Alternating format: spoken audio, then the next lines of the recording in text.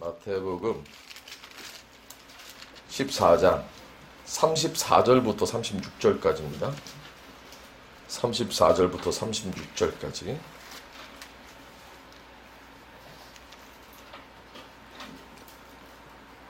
마태복음 14장 34절부터 36절까지.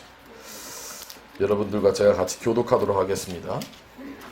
마태복음 14장 34절부터 36절, 34절 같이 읽겠습니다. 제가 먼저 읽겠습니다. 그들이 건너가 게네사렛 땅에 이르르니 또 사람들이 예수이신 줄 알고 그 근방에 두루 통지하여 모든 병든 자를 예수께 데리고 와서 36절 같이 읽읍시다.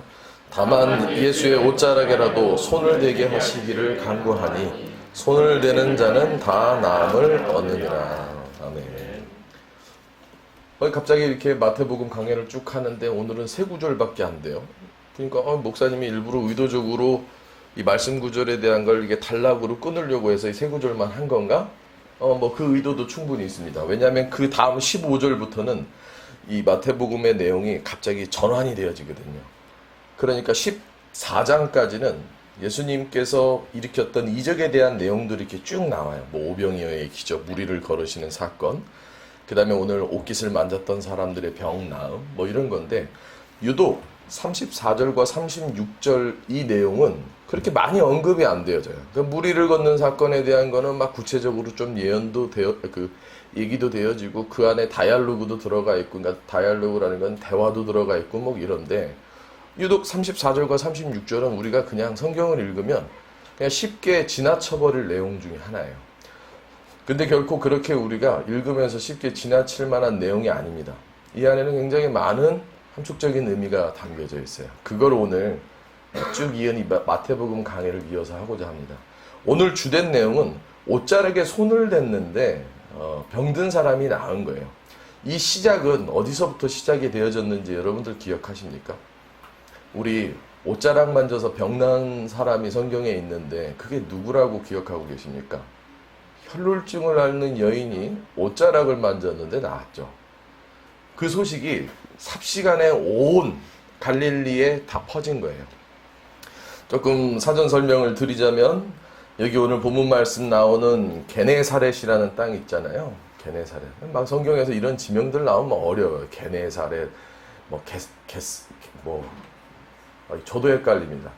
게네사렛, 겟사넷, 그 다음에 또 그 땀방울이 핏방울이 됐던 곳이 어디죠, 여러분들?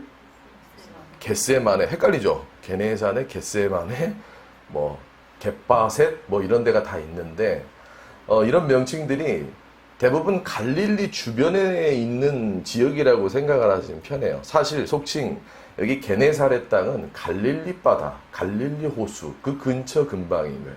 그러니까 예수님의 큰 사역이, 예수님의 공생의 기간의 사역이 크게 전반부와 후반부로 나뉘는데, 갈릴리를 중심으로 한 사역과 그 다음에 예루살렘을 중심으로 한 사역으로 나뉘어요.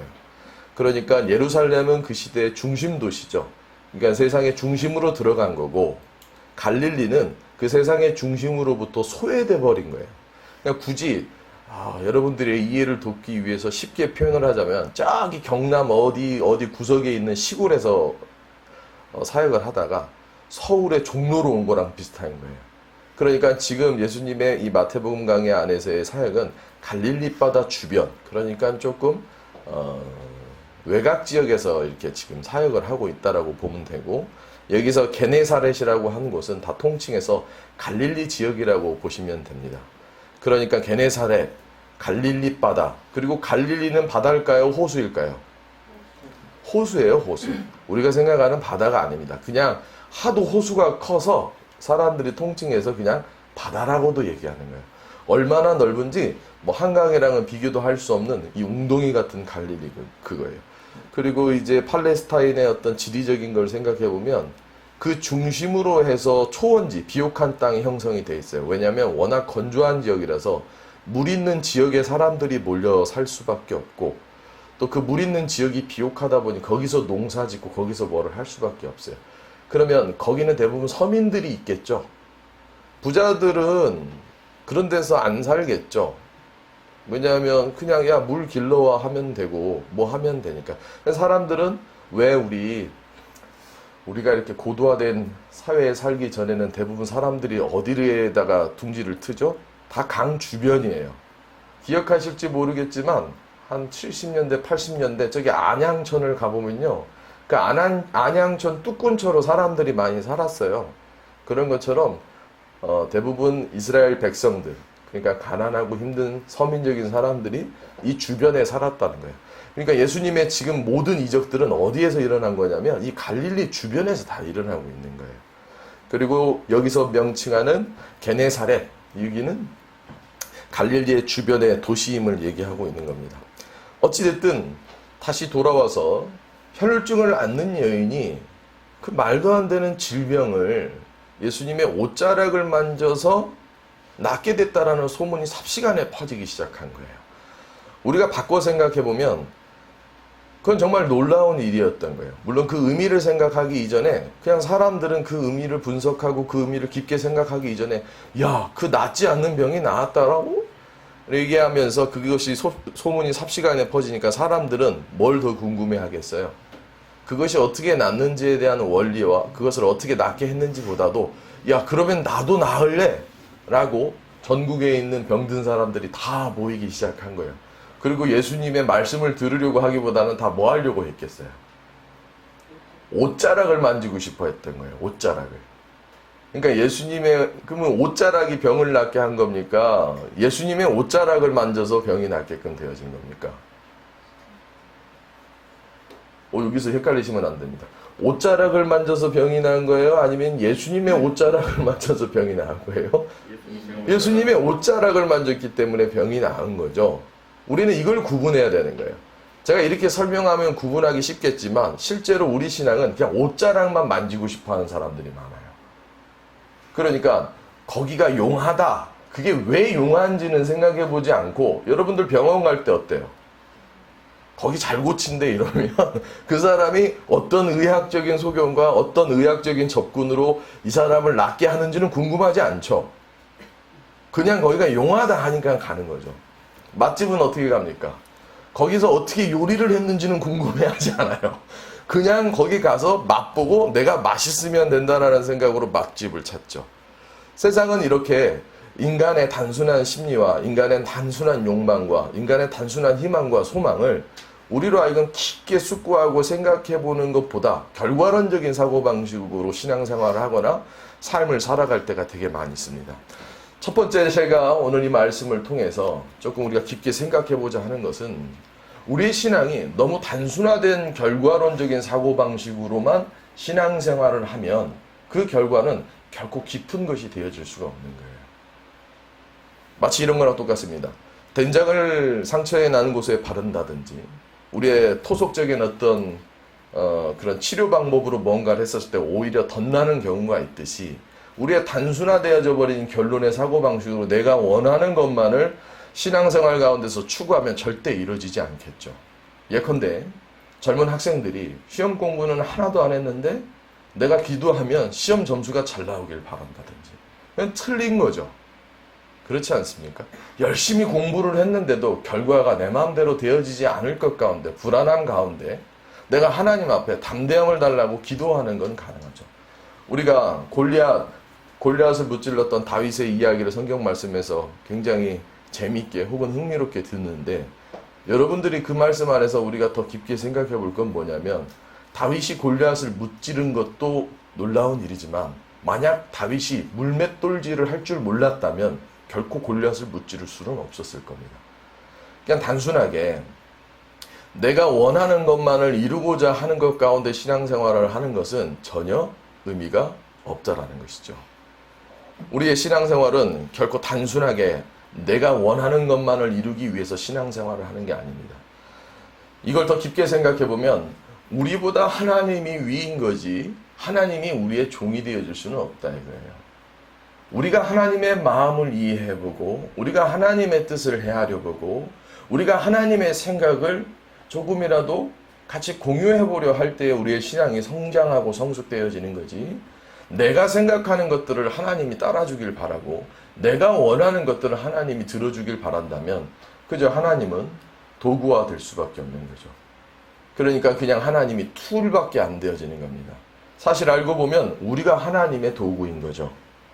우리를 사용해서 하나님의 광대한 역사와 하나님의 은혜를 추구하게 되어지는 거니까요. 그러니까 지나치게 결과론적인 사고방식으로 신앙생활을 하면 오히려 그것이 해가 될 수가 있다는 겁니다. 근데도 아이러니하게 오늘 말씀을 보면 옷자락을 만진 사람들이 다 병이 나았어요? 안 나았어요? 다 나았어요. 그러니까 우리는 더 헷갈린 거예요. 그렇지 않습니까? 우리는 그래서 더 헷갈린 거예요. 나은 거예요. 그럼 이제 우리는 뭐에 익숙해지겠습니까?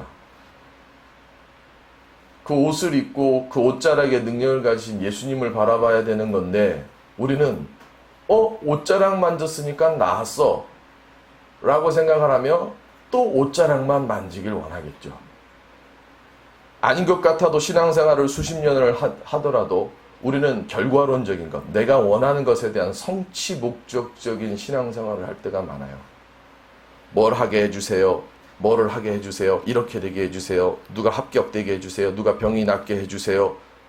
그건 그저 내가 원하는 것을 이루고자 하는 것이지 그것을 왜 이루어 주셨는지 또한 그것이 어떻게 이루어지게 될 수밖에 없었는지 그 이루어짐으로 나에게 무엇을 깨닫기를 원하시는지에 대해서는 주목하지 않는다는 거예요. 분명한 것은 옷자락을 만진 사람은 다 모두 나았으나 그 옷자락을 만진 사람 중에 예수의 가르침과 예수님의 하나님에 대한 그 모든 것들을 동일하게 느끼고 깨닫는 사람은 없었다는 겁니다. 이게 바로 핵심인 거예요. 그리스도인들은 옷자락을 만지는 사람을 넘어서서 그 옷자락이 왜 그런지를 알아야 되는 거죠. 사도 바울이 하도 놀라운 이적을 일으키고 다녔습니다. 사도 바울의 손수건만 가지고 있어도 병이 낫는다라는 그 이상한 그 신비주의적인 어떤 그런 성향들의 모습들이 나타나니까 사도 바울의 물건을 막 사람들이 가져가려고 해요. 그게 신기하다고. 근데 아이러니하게 사도 바울은 정작 자기 자신의 병은 못 낫는 거예요. 되게 희한하죠. 자기 자신의 병은 못 낫는 거예요. 다른 사람 병은 고쳐주는데 자기 자신의 병은 못 낫는 거예요. 근데 그 가운데서 사도 바울은 깨우치죠. 이게 병을 낫게 해서 하나님이시고 병을 낫게 해주지 않아서 하나님이 아닌 게 아니라 우리 가운데 역사하시는 건 하나님이지만 역사를 하건 역사를 하지 않건 그것에 대한 모든 이유가 하나님께 종속되어 있다는 것을 사도 바울은 깨닫습니다. 이게 우리가 초신자적인 신앙에서 탈피하고 진짜 신앙을 갖게 되어줄 수 있는 깊숙한 신앙인에 대한 아주 중요한 내용이 되어줄 수 있다는 거예요. 여러분들 아시잖아요. 예수를 오래 믿었는데 내 맘대로 내 뜻대로 안 된다는 거 알고 계시죠? 근데도 우리는 무엇에 익숙합니까? 주세요, 주세요, 해주세요, 해주세요. 이렇게 해주세요, 저렇게 해주세요. 아니요. 우리는 그렇게 말할 것이 아니라 왜 그렇게 해주실 수밖에 없으셨는지, 왜 나를 이 자리에 앉히게 하셨는지, 왜 나로 하여금 그 길로 가게 하시는지, 왜 나로 하여금 이 상황에 처할 수밖에 없게끔 하셨는지를 하나님께서는 깨우치기를 원하신다는 것이죠. 그게 은혜이고 그게 깊은 신앙이라 이겁니다. 내가 원하는 대로 다 이루어지게끔 하나님이 해주신다면 우리는 여기 앉아있는 모두는 부자가 됐어야 될 겁니다. 여기 앉아있는 모두들은 잘 살아야 됐을 겁니다. 여기 앉아있는 모두들은 지금도 행복에 막 겨를이 없었어야 돼요. 하지만 인생은 그렇지 않아요. 그러면서 그것이 이루어지지 않을 때 우리는 가감없이 하나님을 버리기 시작하고 하나님을 부정하기 시작합니다. 그러면 거꾸로 내가 원하는 것이 다 이루어진다면 하나님을 잘 믿을까요? 그건 믿음이 아니라 그저 하나님을 도구화 삼는 것이죠. 내가 말하면 다 해줘. 하나님을 호구시키는 겁니다. 하나님을 그저 단순하게 나의 모든 일들을 대신해주는 용역 정도로 생각하는 것밖에 안 되는 것이죠. 그러므로 우리는 옷자락보다 누굴 바라봐야 돼요? 그 예수님을 바라봐야 된다는 거예요. 근데 제가 거듭 말씀드렸다시피 여러분들은 뭐에 익숙해요? 옷자락을 만지는 것에 익숙하다고요. 왜요? 지금 당장 아파보세요. 하나님 나 좀 덜 아프게 해주세요. 하는 게 우리의 마음인 거잖아요. 근데 우리는 그 가운데서 하나님이 왜 나에게 이런 일들과 이런 상황을 겪게 하시는지, 그 가운데서 내가 깨닫길 원하는 게 무엇인지, 또한 내가 어떻게 변화되어지길 원하시는 건지, 그것을 알아야 된다는 겁니다.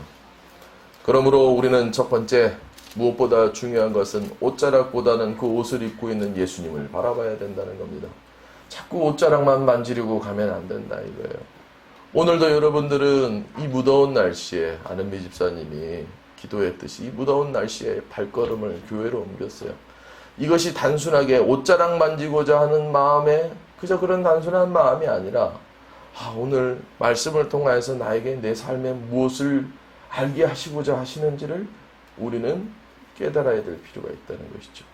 그렇지 않으면 인생이 허무해집니다. 그렇지 않으면 인생이 무의미해집니다. 그렇지 않으면 인생이 재미가 없어지고요. 그렇지 않으면 인생이 아무 쓸데없는 것이 되어져 버릴 때가 있어요. 그리고서는 인생의 종치는 그날, 나는 왜 살았나? 나는 무엇을 위해 살았나? 그저 목적을 잃어버린 채 내 인생은 그저 한 줄기, 한 줌의 그냥 흙먼지, 그것밖에는 안 되어진다는 것이죠. 여러분들은 여러분들의 인생의 목적과 이유를 알아야 됩니다. 어찌 보면 주님이 이 땅에 오신 이유는 우리에게 병 낫게 해주고 잘 먹게 해주고 잘 살게 해주고 그런 것을 넘어서서 우리의 삶의 이유를 발견하게 해주시기 위해, 우리의 삶의 목적이 무엇으로 향해 가야 하는지를 알게 해주시기 위한 것은 아니겠습니까? 그리스도인이라고 합니다. 그리스도의 도라고도 얘기합니다. 우리는 예수를 믿는다면 그리스도의 도를 알아야 되는 거예요. 여기서의 도는 길도자지요. 우리가 가야 할 길, 내가 가고 있는 길, 내가 왔었던 길을 알 수 있게끔 하는 것이 바로 우리의 신앙생활이라는 겁니다. 요즘 세상을 보면 자기가 갈 길을 몰라, 내가 어디에 서 있는지를 몰라, 내가 어떤 길을 걸어왔는지를 몰라, 인생을 그저 시간에 종속하며 시간의 흐름에 의지해서 가는 경우가 많아요. 그래요. 세월은 쏜살 같고 세상의 흐름은 점점 빨라져서 아주 겁나게 빨리 흐르는 물줄기와 같죠. 며칠 전에 비가 많이 왔을 때 길에 물이 너무 급속도로 길가에 흘러내려가는 것처럼 우리의 인생이 그렇게 흘러가요. 물론 우리는 그걸 저항할 수 없습니다. 저항해봤자 우리는 발로 저항하면 발에 물이 다 튈 거고, 그 물길을 따라가자니 너무 빠르게 흘러가 버릴 거고, 적어도 우리는 그 물길에서 내가 어디로 왔으며 우리가 어디로 가고 있고 내가 지금 어디쯤인지는 알아야 되는 것 아닙니까? 사랑하는 성도 여러분들, 주님을 믿어서 생기는 많은 이적들과 회복들은 우리의 삶의 목적을 찾기 위한 수단과 하나의 과정일 뿐인 거예요. 내게 놀라운 하나님의 역사가 있다면 그 역사를 통하여서 하나님이 나의 삶에 무엇을 발견하게 하시고자 하는지를 알아야 된다는 거예요. 이게 제가 수년 동안 혹은 십몇 년 더 가까이 목회하면서 느낀 우리가 믿어야 될 예수 그리스도의 본질이 되어진다는 겁니다. 먹고 마시는 것이 중요한 것이 아니라 내가 어디쯤 왔으며 내가 어디에 서 있고 어디로 가야 하는지를 알아야 된다는 거예요. 하지만 사람들은 그저 옷자락에만 주목합니다. 내가 옷자락을 만지러 올 수밖에 없었던 이유, 내가 옷자락을 만지는 상황 가운데 서 있는 이유, 옷자락을 만지고 나서 가야 할 길을 잃어버리는 거예요. 여러분들은 언제 인생이 혼란스러운지 아십니까? 내가 가야 할 길을 모를 때인 거예요. 한번 가만히 생각해 보세요. 왜 괴로운 줄 아세요? 내가 어디에 서 있는지를 모르기 때문인 거예요. 내가 왜 힘든 줄 아십니까? 내가 왜 잘못 길을 접어드는 줄 아십니까? 내가 이때까지 왔던 길이 어떤 길인지를 모르기 때문인 거예요. 많은 사람들은 그저 자기에게 병 나음을 쫓지만 사실 병 나음 이전에 그 병이 나음이 나에게 어떤 것을 요구하는지. 제가 가끔 그런 얘기를 하죠. 로또 당첨되어져서 여러분들의 인생이 망한다면 로또 당첨되겠습니까? 그러면 그러죠. 돈이 하도 좋아서 망하더라도 당첨이라도 되고 망해볼래요. 망하더라도 돈 많이 벌고 한번 망해볼래요. 그렇지 않습니다. 며칠 전에 뉴스를 보니까 초등학교 한 3학년 되어지는 딸아이와 아내와 남편이 완도 부근에서 자동차가 빠져서 아직도 많은 조사 단계를 거치고 있지만 기아가 피로 박혀 있어서 이게 무슨 의미인지를 막 해석하고 그런 경우가 있죠. 그것에 대해서 많은 네티즌들은 갑론을박을 하기 시작합니다. 야, 그 죽을 거리냐? 너보다 내가 더 빚을 많이 졌는데도 안 죽은데 왜 그걸 자꾸 죽니? 왜 그랬니? 카드 연체가 그렇게 힘들었나? 제가 그 사건을 보면서 더 안타까웠던 거는 그 생각을 가족이 모두 다 가질 수밖에 없었던 것. 그리고 그 가족들은 아무 얘기도 안 나온다는 것. 그게 저는 더 슬프더라고요. 그들이 어떤 고충을 당하고 어떤 고통과 어떤 괴로움이 있었는지는 저는 알 수 없을 겁니다. 그 내막은 아무도 알 수 없을 거예요. 그저 몇몇 찍힌 CCTV 장면에 아이를 업고 나오고 바다에 빠진 차가 인양되어지는 그 모습만을 봤지만 왜 저들은 저렇게 될 수밖에 없었을까? 그 사건뿐만입니까? 우리가 그저 스쳐 지나가고 기억에서 잊혀졌을 수많은 끔찍한 사건들을 보면 왜 그들은 그럴 수밖에 없었을까라는 생각들을 해봅니다. 그건 뭡니까? 인생의 살아온 길을 모르고 내가 어디에 있는지를 모르며 어디로 가야 되는지를 모를 때 우리의 인생은 혼란 가운데서 결국은 세상에 좋지 않은 선택과 좋지 않은 걸로 끝내고자 하죠. 왜 그렇습니까? 내가 걸어온 길을 모르기 때문입니다. 또한 내가 어디에 서 있는지를 모르기 때문입니다. 또한 내가 어디로 가야 할지를 모르기 때문인 거예요. 아마도 세상에서 그것에 스포트라이트를 비친 이유는 많은 경제적 상황이 어려워지고 주식이니 코인이니 이런 것들에 돈이 물려있는 사람들이 또 그런 결과들이 나올까봐 세상은 미리 걱정해서 미리 뉴스를 내놓는지도 모르겠습니다. 얼마나 빚을 졌는지는 모르겠지만 어떤 사람들은 이렇게 댓글을 답니다. 그냥 그 돈이면 회생하지, 그 돈이면 그냥 파산하지, 왜 아무 죄 없는 아이까지 그렇게 했나. 저는 경찰도 아니고 검찰도 아니고 그것의 수사관도 아니라서 그 사건이 어떻게 일어났고 그들의 상황이 어떻게 됐는지를 모릅니다. 하지만 저는 분명히 제가 목회자로서 그 사건을 바라보면 왜 그들이 그런 선택을 할 수밖에 없었는가라고 생각을 해보면 살아온 길을 몰랐기 때문인 거예요. 자신들이 지금 어디에 있는지를 모르기 때문인 거예요. 어디에 있는지를 모르니 차가 바다로 들어가는 것이죠. 또한 어디로 가야 할지를 모르는 거예요. 그것이 꼭 남 이야기 같습니까? 여러분들의 인생의 혼란은 언제 옵니까? 내가 어디로 가야 될지를 모르겠는 거예요. 내가 지금 어디에 있는지를 모르겠는 거예요. 그냥 사는 거예요. 제가 며칠 전 그저 무심코 봤던 영상 가운데서 80 중순을 넘은 할머니가 경북 어디 시골 골짜기에서 혼자 살고 남편은 50대 때 여의고 6남매를 키운 할머니가 누구와의 인터뷰 속에서 이런 얘기를 하더라고요. 되게 겸손한 할머니였어요. 뭐든지 다 미안하대요. 뭐든지 죄송하대요. 아들한테도 미안하고 딸한테도 미안하고 다 미안하대요. 그러면서 마지막으로 해주실 말씀 없냐고 그랬더니 그렇게 얘기를 하더라고요. 세월에 몸을 맡기지 말아라 이렇게 얘기를 하더라고요. 그저 지나가는 시간에 휩쓸려서 살아가지 말아라 이거예요. 그러면 어느 순간 보면 자기처럼 이렇게 나이가 들 수밖에 없다는 거예요. 여러분들 시간을 너무 쓸데없는 것에 허비하고 있지는 않습니까? 제가 서기렙 집사님과 가끔 그런 얘기를 합니다. 서 집사님 벌써 7월 달이에요. 서 집사님 벌써 21년도예요. 서 집사님 맨 처음에 왔었을 때 발목 뼈 가지고 우리 공원에서 벤치에서 앉았었던 시간이 벌써 10여 년이 다 돼가네요.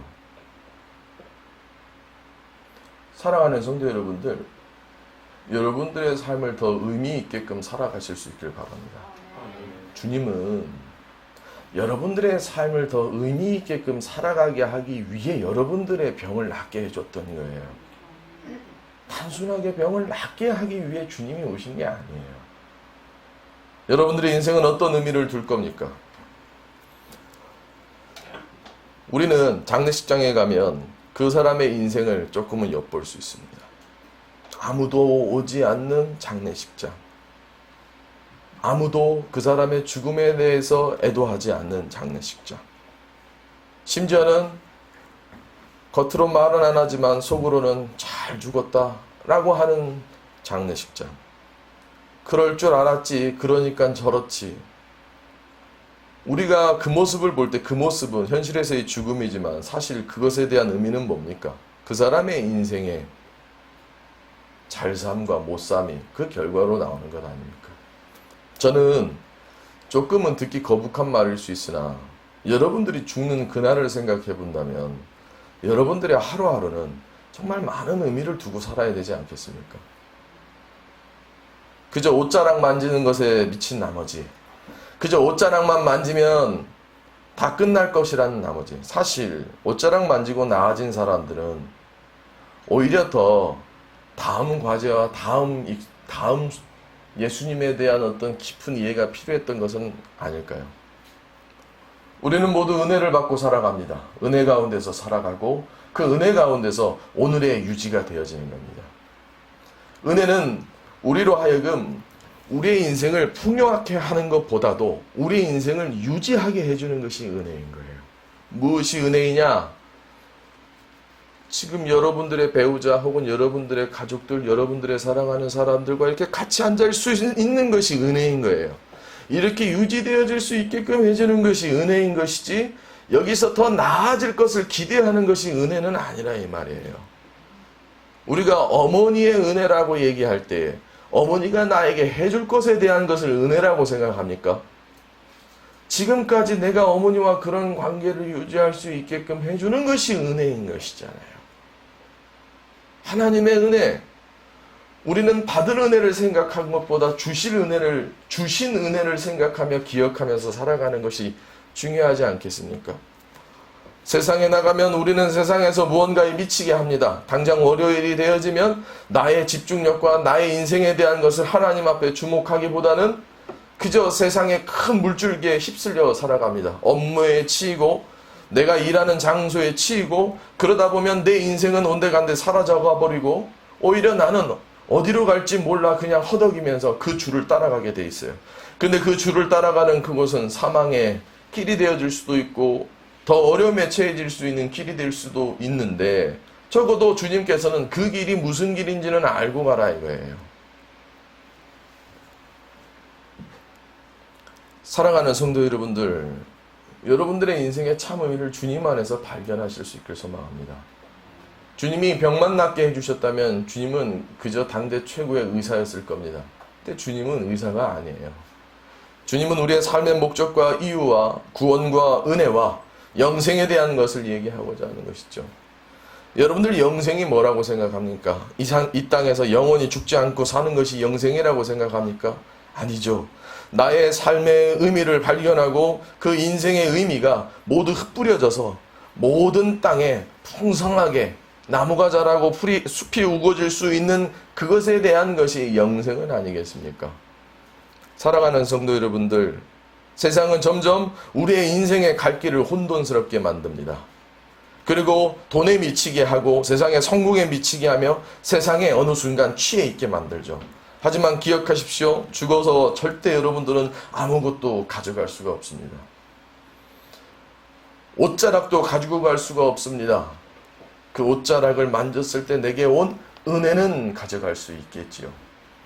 사랑하는 성도 여러분들, 여러분들이 주목하고 있는 세상의 주목부터 여러분들은 하나님 앞에 주목할 수 있는 마음을 가지실 수 있길 간절히 소망합니다. 그 다음에 이 말씀을 가만히 보면 이렇게 나와 있습니다. 35절입니다. 그곳 사람들이 예수인 줄을 알고 그 근방에 두루 통지하여 모든 병든 자를 예수께 데리고 와서 다만 예수의 옷자락에라도 손을 대게 하시기를 간구하니 손을 대는 자는 다 나음을 얻었느니라. 저는 좀 엄격하게 이 말씀을 이해했는데 조금 이걸 엄격한 것에서부터 조금 폴라이트하게 조금 그냥 보편적으로 이해해보자면 적어도 이 사람들은 옷을 만지면 나을 거라는 믿음이 있었던 거예요. 인간에게 믿음이라는 것이 얼마나 중요한 줄 아십니까? 거꾸로 생각해 봅시다. 믿음이요? 뭐 그렇게 중요한가요? 뭐 서로 이렇게 거래하는 게 중요하지? 아니에요. 여러분들 세상을 가만히 뒤지고 보세요. 우리는 믿음에 실망하고 믿음을 원하며 또한 믿음 가운데서 모든 관계가 형성되어지죠. 언제 관계가 무너집니까? 서로에 대한 신뢰감과 믿음이 없어질 때 그런 거죠. 너가 나를 믿는다면 너가 어떻게 그렇게 얘기를 할 수 있어? 너가 나를 믿는다면 너가 나한테 그렇게 행동하면 안 되지. 부부의 관계, 부모와 자녀와의 관계, 그것이 무너질 때 우리는 힘들어지고 어려워지는 것이죠. 많은 사람들이 복잡해진 세상 가운데서 모두 다 원하는 것, 세상의 이슈가 모두 다 원하는 건 회복입니다. 회복과 평안이죠. 한번 여러분들 쏟아져 나오는 뉴스와 여러분들의 삶에 대한 모든 이슈들, 주변에서 들리는 모든 일들, 그것을 가만히 보세요. 그것에 필요한 건 뭐냐면 바로 믿음이에요. 이렇게 얘기하면 잘 이해가 안 될 겁니다. 모두 다 회복을 원하죠. 파탄난 가정도 회복을 원하고 파산된 기업도 회복을 원하고 모든 것이 어려워지면 회복을 원합니다. 기름값이 올라가니 기름값이 낮아지길 원하시고요. 집값이 올라가니 집값이 떨어지길 바라고요. 혹은 집값이 떨어졌는데 올라가길 바라는 마음이건 모든 여러분들이 바라는 마음들은 평안이에요. 근데 그 평안은 언제 무너지는 줄 아십니까? 믿음이 사라져버릴 때. 제가 감히 할 얘기는 아닙니다만 더 많은 전문가들이 세상에 넘치고 흐릅니다만 요즘 주식시장이 많이 폭삭 가라앉았다고 합니다. 뭐 코스피가 밑으로 떨어져요. 저는 그런 거 잘 몰라요. 깊게는. 뭐 저는 종목을 추천해드리고 싶은 마음도 없고 제가 주식을 하는 것도 아니고. 근데 거기에서 선물 거래라는 것이 있답니다. 그게 뭐냐면 올라갈 것에 베팅하는 것과 내려갈 것에 베팅하는 게 있대요. 그 올라가는 것에 베팅할 때는 이것이 올라갈 거라는 믿음을 던진다는 거예요. 그리고 내려갈 것에 던지는 사람은 이것이 떨어질 거라는 믿음에 베팅을 한다는 거예요. 결국은 다 믿음의 영역 아닙니까? 물론 세상은 더 복잡해서 깊게 들어가 보면 그런 것들을 크게 움직이는 사람들이 있어서 그걸 조작하기도 하고 그것에 조사를 받기도 하고 그것에 쇠고랑이를 차기도 하죠. 근데 그것 또한 그렇게 조작을 한 사람과 그것을 잡는 검사 간의 믿음의 영역 아닙니까? 여러분들의 가정의 문제는 어떻습니까? 이혼율이 극대화되어지고 출산율이 너무 떨어져 버린 상황 속에서 애엄마들은 어린이집 선생들을 의심하기 시작합니다. 자기도 안 보는 애를 어린이집 선생님은 잘 보기를 원하는 마음. 그거 다 믿음 아닙니까? 아내와 남편, 결국은 믿음의 영역 아닙니까? 이 사람들은 몰라요. 옷자락만 만지면 나을 거라고 생각하나 사실은 주님은 그들에게 믿음을 필요로 했던 거예요. 주님은 이적을 바라는 모든 사람들 앞에 이렇게 질문합니다. 들어줄까? 이게 아니에요. 내게 믿음이 있느냐? 그걸 물어보죠. 여러분들의 삶의 모든 복잡한 문제 가운데서 주님은 이렇게 물어보는 겁니다. 야, 알았어. 너 그걸 원하는지 알겠는데, 너 그렇게 하고자 하는 의지를 알겠는데, 너 그거에 믿음은 있니? 네가 그럴 수 있는 믿음은 있니? 여러분들은 그것에 대해서 얼마나 깊게 생각했는지는 모르겠지만 제 자신에 대해서 제가 나름 깊게 생각해 봤었을 때 보면 내가 그걸 원하나 나는 그만한 믿음이 없는 거예요. 내게 믿음보다는 불안감이 더 많은 겁니다. 내게 믿음보다는 오히려 초조함과 불평과 불만이 더 많은 거예요. 그러니 내가 믿어도 이루어질까 말까 하는 어떤 그런 건들인데 믿지를 않으니 이게 되겠습니까?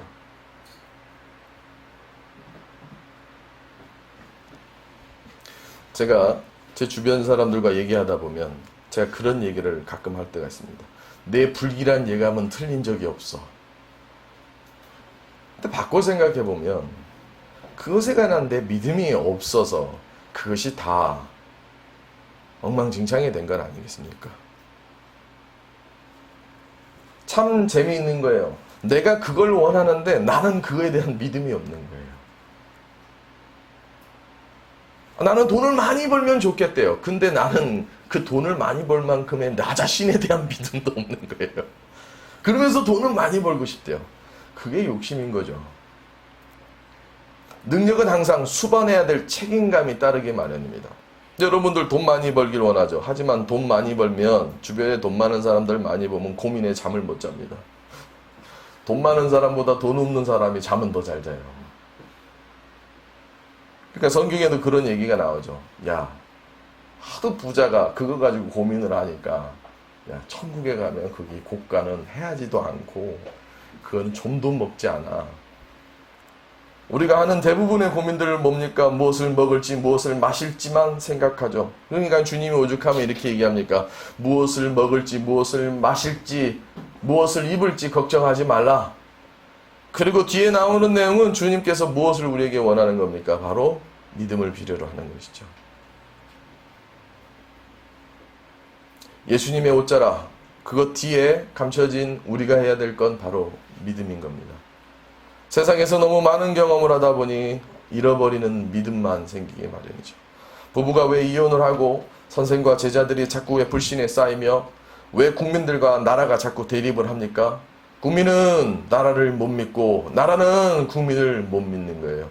그리고 마귀들은 그런 것들을 조장합니다. 그리고 그 믿음을 붕괴시키고 그 믿음을 없애게 하죠. 우리로 하여금 모든 것들을 엉망진창으로 만들어버리는 것, 결국 사단의 모든 계율들은 그런 믿음을 없애버리게 하는 거예요. 사단이 여러분들을 바로 꼬꾸라지게 할 수 있는 가장 좋은 방법은 뭐냐? 제 정면에 있는 여기 신혼부부가 둘이 있는데 이제 결혼한 지 얼마 안 됐으니 얼마나 열심히 노력하겠습니까? 결혼 초창기 때문에 이해도 해주려고 하고. 근데 이제 언젠간 또 한번 싸울 거예요. 제가 예언하는 겁니다. 언젠간 싸울 겁니다. 이제 오래 살다 보면 싸울 거예요. 그럼 이제 그게 뭘 얘기하는 거겠습니까? 안 싸우면 좋겠지만 서로의 믿음이 붕괴되기 시작할 때 싸우는 거예요. 나한테 돈을 다 준 것처럼 얘기했는데 비상금을 꼬드겨 놨다든지,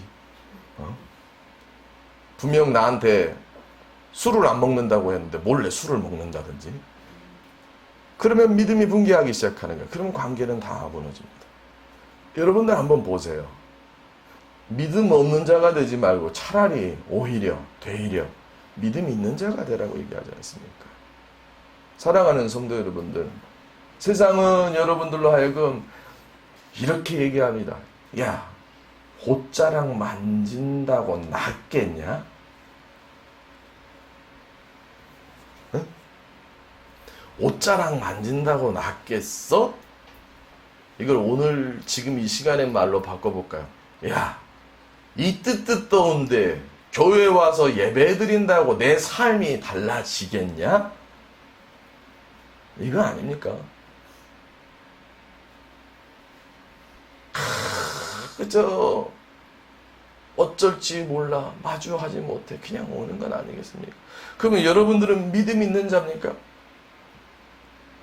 믿음이 없는 자는 아니겠습니까?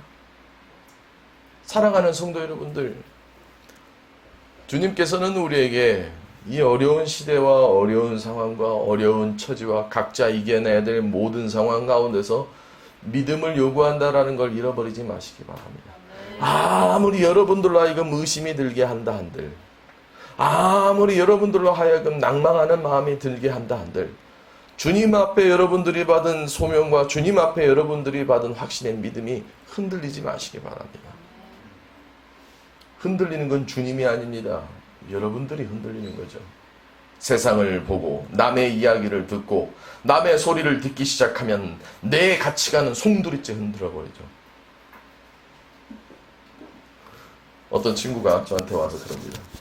야, 천성아, 근데 집을 사야 되냐 말아야 되냐? 제가 뭐라고 대답했겠습니까? 내 믿음대로 될지어다. 한번 근데 제가 우스갯소리로 얘기하지만 그건 맞는 말 아닙니까? 올라서 안 사고 떨어져서 안 사고 결국 우리의 믿음이 필요한 거 아닙니까? 자녀의 미래가 궁금하고 자녀의 미래가 걱정되는 사람들이 많이 있습니다. 여러분들이 그 상황 가운데서 던질 건 믿음이에요. 한 가지만 깊게 얘기하고 마무리합시다. 그럼 그렇다고 무작정 아무데나 믿음을 던지지 마세요. 이 믿음은 오늘 하루의 내 성과나 이런 거에 대한 믿음이 아니에요. 내 인생 모든 것에 대한 믿음인 거예요. 자, 마치 이런 거랑 똑같습니다. 앞으로 내 갈 길에 대한 믿음. 자, 우리 요셉을 한번 그려봅시다. 종살이로 끌려갔어요. 뭐가 보이겠습니까? 구렁에 빠졌어요. 그리고 형제들이 그 아버지가 자기를 이뻐해서 채색 옷을 입혔는데 그걸 갈기갈기 찢어가지고 가지고 갔어요. 채색 옷이라도 가지고 가지 말지, 아빠라도 좀 그리워하게. 형제들 참 못됐어요. 그리고서는 아빠한테 가서 뭐라고 합니까? 여기 찢어진 걸 보시라고. 동물한테 이게 찢긴 거라고. 지들이 찢어놓고. 얼마나 요셉이 괴로웠겠습니까? 미래가 보입니까? 안 보입니까? 하나도 안 보이죠. 그 어린아이가 점점 어두워지지, 동물들의 울음소리는 들리지, 뭐가 보이겠습니까? 거기서 순진하게 구렁에 빠졌는데 갑자기 나 사다리 내려주세요 하나님. 그건 사실 저는 현실적인 믿음은 아니라고 봐요. 오히려 그게. 근데 그 가운데서도 포기하지 않죠. 그랬더니 노예를 팔러 가는 사람들 눈에 띄어서 그 사람을 건져내고 노예로 팔려가게 됩니다. 근데 우리 같으면 그러겠죠. 노예로 팔려가는데 아이씨 살려달라고 했더니 노예로 팔려가게 만드네. 살려달라고는 했는데 공권사님 살려달라고는 했는데 노예로 팔려가네. 그래 노예로 팔려갔더니 값이라도 제대로 쳐줍니까? 맨날 일만 시켜요. 땡볕에 바닥 닦게 만들고. 그래도 거기서 비전을 찾게 해달라고 합니다. 당장 오늘 먹을 물과 먹을 것과 잠자리를 달라는 믿음을 달라고 한 게 아니라 거기서 하나님 내 믿음이 흔들리지 않고 계속 살아날 수 있게끔 하는 믿음을 달라고 하는 거예요. 무슨 말인지 이해하시겠습니까? 오늘의 먹을 것을 위해서 오늘의 될 일을 위해서 믿음을 달라고 하는 것이 아니라 내 인생의 끝 지점까지 갈 때까지 하나님의 인도하심에 믿음을 달라고 하는 것이 믿음이라 이거예요. 우리는 오늘 하루하루에 급급하지 않습니까? 근데 정작 우리는 오늘 하루도 내 믿음을 지키기가 힘든데 더 먼 인생에 대한 것까지 믿음을 던지는 거예요. 심지어는 어디까지 내 자손의 자손까지도 믿음에 대한 걸 던져야 되는 거예요. 그러니까 여러분들은 기도를 할 때 먼 믿음에 대한 것에 대한 기도를 해야 되는 거예요. 우리 찬송가 중에 그런 찬송가가 있죠. 배를 타고 쭉 창파까지 멀리 가가지고 거기다 그물을 내리라고 얘기하죠. 바닷가 바로 앞에다가 그물 던지면 물고기가 잡히겠습니까? 절대 잡히지 않아요. 먼 미래를 생각하라 이거예요. 믿음은 그렇게 성취가 되어지는 겁니다. 믿음은 오늘 당장 이루어지는 마술쇼가 아니에요. 만약 지금 당장 내가 기도했는데 여기서 딱 덮었다가 다시 열면 두덩이가 생기는 것은 이건 믿음이 아니에요. 이건 쇼입니다. 믿음은 다른 거예요. 오늘 지금 당장 안진뱅이가 일어섰다라는 것이 지금 당장은 놀라운 이적이겠지만 사실 그것보다 우린 더 중요하게 생각해야 될 것이 믿음에 대한 유지와 그 믿음에 대한 하나님 앞에 인도함이 더 중요한 거예요. 우리는 눈에 보이는 것과 만지는 것과 들리는 것에 쫓기는 나머지 세상은 그런 걸로 우리를 현혹시킵니다. 우리가 제일 좋아하는 게 뭡니까? 비포 애프터죠. 이 여드름이 이렇게 많았는데 딱 사진이 바뀌면서 애프터가 되면 이렇게 맑아진다고. 그 사진만 보면 당장 병원 가면 내일 당장 맑아질 것 같죠. 다이어트 사진을 보십시오. 막 뚱뚱했던 사람들이 갑자기 홀쭉이가 탁 되어집니다. 마치 그 사진을 본과 즉시 그게 보이니까요. 하지만 그렇지 않아요. 우리의 믿음은 계속 끊임없이 진전이 되어져야 된다 이거예요. 그렇게 포기하지 않고 가는 그 믿음이 우리로 하여금 주님이 원하시는 믿음이 될 수 있다 이겁니다. 오늘 당장은 어느래요. 오늘 당장은 막막합니다. 오늘 당장은 무언가 답답하고요. 오늘 당장은 무언가 앞이 보이진 않아요. 마치 요셉처럼 말이죠.